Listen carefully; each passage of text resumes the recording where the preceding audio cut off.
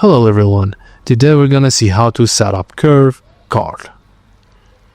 Open your mobile wallet, then add a new card, then select Curve. Follow the instructions to verify and position your Curve card. You can set Curve as your default wallet for payments. Now you're ready to make contactless payments using your phone. If you've ordered a physical Curve card, you'll need to activate it once it arrives. Open the Curve app and go to Launchpad in the app.